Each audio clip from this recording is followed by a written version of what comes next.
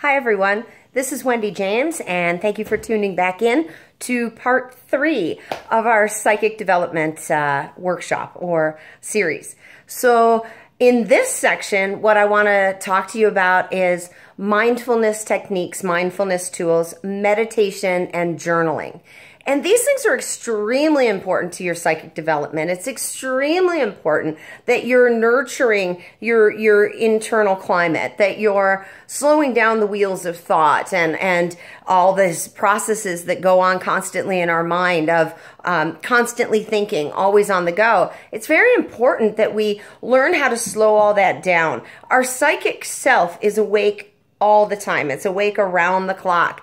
And it's important that we give that psychic self playtime, not just when we're sleeping, but also when we're awake. The more we work on that, the stronger we're developing our psychic self, our intuitive self. And there's lots of ways to do that. You know, when people hear the term meditation, unless you have gotten good at it or practice meditation in your journey, it can be a little bit overwhelming, especially people who have very busy minds. The thought of meditating to a lot of people feels like, I can't clear my mind. I can't do that. My mind's too busy. I don't know how to make it stop thinking. What I think is a big misunderstanding is that meditation isn't about stopping thinking. What meditation is about, because we're always thinking, meditation is about not getting attached to those thoughts. That it's okay to have a thought drift into our mind, but to let it literally drift on by. That you can observe it, you can be aware, oh, there's a thought, but right now I'm meditating, so I'm going to go back into my meditative mind. And to not try to suddenly think that unless you can completely clear your mind, that you're not able to meditate. I will tell you that we all naturally meditate. We do it every day, even without trying, every single one of us. You ever catch yourself and you're just spaced out? You're staring off into space, your eyes are a little glassed over. Somebody could have even been talking. Sometimes it happens when you're in a meeting that's super duper boring, or sometimes when you're just literally just sitting and you have to wait from somewhere, or you're literally just relaxed and you are zoned out, you know, that spacey kind of staring. Kids do it all the time. You'll see them with their leg flopped over a chair and the TV might be on, or there might be other kids in the room, but you might see a kid that's like staring oddly, just staring. Sometimes their mouth open a little bit. And when you try and get their attention, sometimes even you have to call to them a couple times. Hey, I want you to know that that's extremely healthy. It's extremely healthy for children to do it, and it's extremely healthy for us as adults to do it as well. To be able to let ourselves drift off in thought, or in non-thought, actually, quite frankly.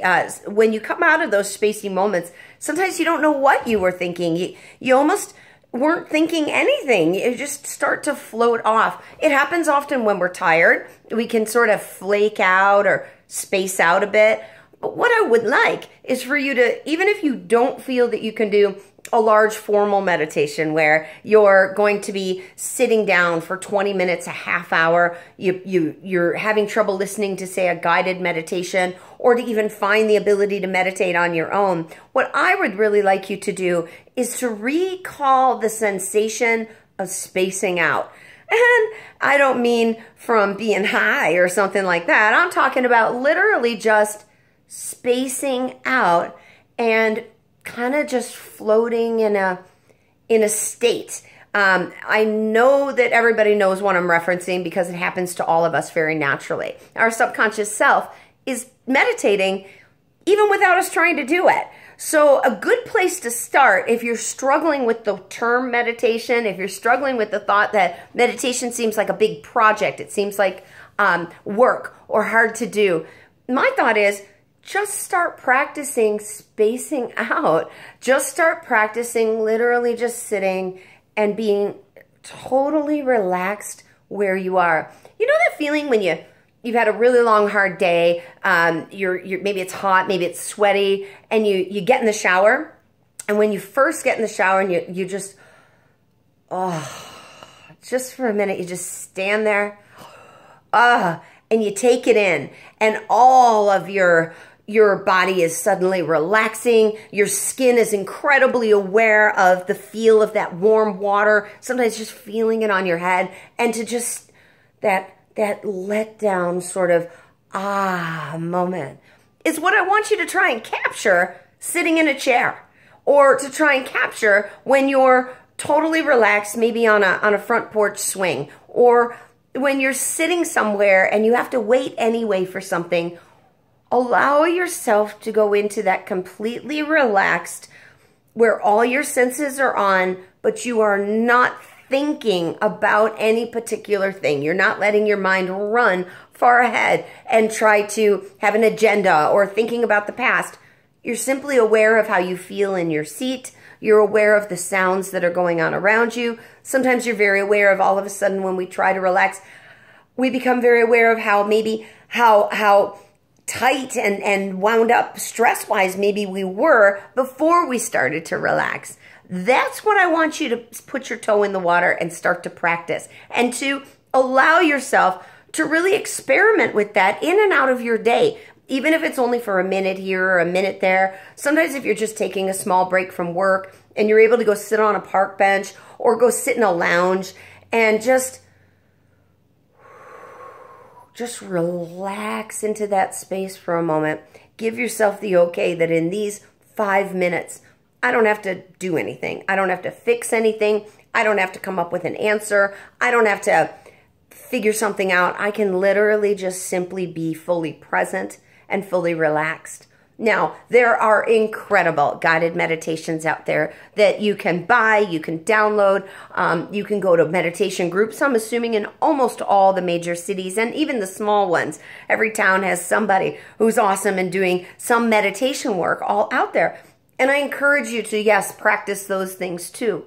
But what I most encourage is that you start to get used to throughout your regular day moments of complete relaxation where you're aware that you are sort of spacey, that you are not in a process of thought, that you're simply being present. And then even if it's only for a couple of minutes, to come back out of it and to be proud of yourself that you did it, that you were able to achieve that without your subconscious self just taking it as it normally will throughout the day. Practicing that. Another thing that a lot of people don't realize is, I'm sure we've all heard of counting sheep to go to sleep at night, or counting sheep to go into a good meditation. Well, yes, but what I have to say is if you're counting sheep and you're simply counting a linear number of sheep, like you're counting, and if you've got a mind like mine, you can count up to 700 and something sheep and you're still counting and you're going on. That's really not a good way to jump into a meditation. But I'm going to show you a little trick. If you only count 10 sheep, if you count 10 sheep over and over again, what I mean, I'm going to count 1 sheep. I don't need to say it out loud. Actually, in my head, I'm just picturing them jumping over a fence, jumping over a fence. But when I get to 10, I'm going to go back to 1 again. And I'm going to start the process over again from 1 to 10. And the reason I'm telling you to do that, as weird as it sounds, is that you're giving your mind an assignment, a very simple assignment, a very basic assignment. But what your mind wants to do is that your mind wants to continue to think linear. Your mind will want to keep counting. Your mind is not going to want to stop over and over again at 10. And what will happen if you really start to practice this is that you'll catch yourself at 23, 24. I want you to know that your subconscious mind took over. Your conscious mind forgot its simple assignment. And for you to be excited about that, because the strength of meditation comes from having to remind yourself to keep coming back to the meditation. The strength of meditation, the benefits of meditation come from being able to sustain and be in that beautiful meditative space. But the bulk of it and the muscular expansion of it my cat's jumping into the window behind me. So that's why the curtain's moving. I want you to know I don't have a ghost hanging out behind me here. That's Henry jumping into the windowsill. So I just saw it move and it cracked me up, thinking that people may think there's something peeking out from behind me. It's just a cat. Okay, so 1 to 10 and then back again. And they don't have to be sheep people. You could simply just count 1 to 10. You can count your own breaths. Count your in and your out as 1. In and out as 2. And go up to 10. And when you get to 10, I want you to bring it back to 1 again. And try that process. And to get excited when you forget your assignment. To know, wow, I just got so swept away in the process of counting that I actually forgot what I was doing with all that counting. So my feeling is there are ways to put your toe in the water of meditation, little tiny baby steps that you can have very small successes, and to not feel like you need to sit in a lotus position, which is awesome. I'm not saying don't do that, but if you're struggling with that, and if you're finding that for you, your busy mind, you're constantly thinking about the day, you're thinking about what you're going to cook for dinner, or things that are going on, or how your day went at your office earlier, my feeling is, instead, I'd like you to take tiny, tiny increments of meditation throughout your day and try it that way first. That way you're having reward. That way you're noticing, I can do this. Every one of us already naturally does. Our subconscious mind already knows how to meditate. We just now need to get our conscious mind out of the way, or very gently occupied with a singular thought or a singular process. That's the reason often that there is a chanting word, a repetitive word in a lot of different meditations, is again, you have an assignment. You're simply repeating and chanting a word and allowing yourself to get into the hum of that. Sometimes you can hum a tone that resonates with different chakras in your body, things like that. My feeling is that meditation ultimately is something that is beneficial, of course, to our health and well-being. Again, there's so much documentation on this. It's great for stress reduction. It's extremely good for being able to achieve really good sleep. It's really good for kind of regenerating and what's the right term? Kind of jumping our body back into a state of calm, a state of peacefulness. It's really good to regulate ourselves, to come back and be grounded for a minute, to get our feet back on the ground, to be able to clear our mind, even if only for a moment, to be able to then come back to the busyness of our life or the busyness of our day or some of the things that we're focused on. The ultimate goal, in my opinion, is if everybody could do 2 20-minute sessions a day in their life meditating. I feel that it would help us tremendously stress-wise, which will help us health-wise, because very much of the physical experiences that we have in our life are either caused by extreme stress, stress overload, or large sustained stress over a period of time, or other ailments are heightened by stress as well. Pardon me. I'm just getting over bronchitis, so the reason my voice is crackly and strange is because of that. But I'm doing great and I'm doing fine. Okay, so meditating, baby steps in, baby steps out, little small achievements for yourself. Now, we had talked about in the last section, in part 2, we had talked about journaling, beginning a psychic journal, taking notes while you expand psychically. These experiments with meditation are something that you're going to want to keep track of in your journal. You're going to want to keep track of when it was effective, what worked well for you. Some people really enjoy putting in a guided meditation and having that usher them through this process. And I encourage that if that works for you.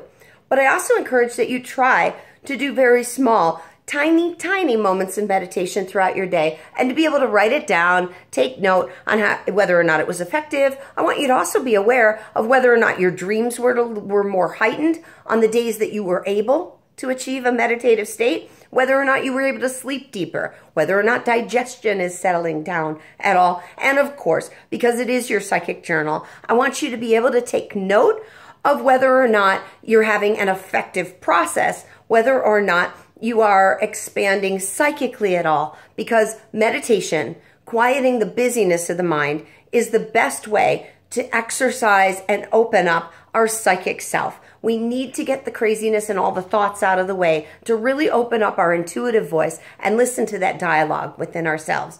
So yes, I love journaling. I love journaling for a zillion reasons. But in this situation, as I speak about journaling, this is your psychic journal. This is you keeping track of your psychic progress over a large window of time so that you can watch and go back and notice your own progress so that you can start to recognize the power times like we talked about in the last section as well. Another thing that I super encourage and really want you to practice is called mindfulness. There are so many things you can do that are mindful. Actually, quite frankly, everything you do can be very mindful. If I'm simply just washing my dishes and I want to simply do it from a mindfulness perspective, I'm going to allow myself to simply focus on the dishwashing, the relaxing sound of the water, the warmth on my hands, the clinking and the small sounds that the dishes make. I wash my dishes by hand. I'm probably one of the last few, at least in our part of the world, that does that. I just don't use a dishwasher. But I find it very relaxing. And I give myself time to be in a place of non-thought while I'm doing this process, that I'm going to be singularly focused on this small activity and allow myself to have a very positive experience of just being mindful and focus simply on getting those dishes done. And it's a simple thing, going for a walk and allowing yourself to become lulled into a rhythmic relaxation sound by the pace of your feet on the road, by the sound of your feet on the road, by the rhythm of your walking. That also is a mindfulness technique. When I find that my mind is full, another thing that I like to do, and it's a little weird, but I like doing a big jigsaw puzzle, because I find that when I'm doing that, and when I'm focused on doing a big puzzle, I'm not thinking about anything. I'm completely into the puzzle. I'm not thinking about much of anything at all. You can find this through gardening, through cooking, through playing music, playing guitar, listening to music, through dance, through any hobby, any creative outlet, any activity, any kind of art, any kind of self-expression. You can do this while you're exercising. You can do this, again, several times throughout your day, is to be singularly focused with a mindfulness, with a intention to simply be fully present in the activity that you're doing. It's called mindfulness. I encourage you to do some research online about it. I encourage you to also look at relaxation tools and techniques that include some meditations, but I also encourage you to experiment with yourself, to give yourself the time to practice, and to then enjoy seeing how what you're going to plug into your daily process while you're expanding your psychic development, while you're developing yourself, because doing these things is automatically going to expand your psychic self. It's going to help you open up to be able to hear what your subconscious self is saying to you through feelings, emotions. Sometimes when you're doing mindfulness or meditation, you will get messages as you develop psychically. You will download information or have visions. You will get sensations of things. My feeling is that this should be part of a daily practice, not only for our health and well-being, but without question for your psychic development. My name is Wendy James. I own a company called Love Dragons. It's love spelled with a U, dragons, like the creatures, .ca. We're online. If anybody has any thoughts about this, feel free to reach out. You can leave me a comment on my YouTube channel here, or feel free to contact me through the website as well. I hope you're having a fantastic day. I hope that you find moments of great calmness and great quietness within yourself during this day, and that you're able to practice spacing out, flaking out, and to really embrace that, to be proud of yourself for being aware that you're doing it, and to encourage yourself to do it more, and to practice your meditations, because that, in my opinion, is going to expand you psychically in a way that is very hard to describe. But it's very important that we learn how to quiet the mind, to open up what our heart and our subconscious self is saying to us. I wish you all a beautiful day. Thank you for listening, and tune in soon for part 4. In part 4, we're going to be going through smudging, clearing, grounding, clearing our space, preparing, and raising the vibration for psychic work and things like that. Thank you again. This is Wendy James.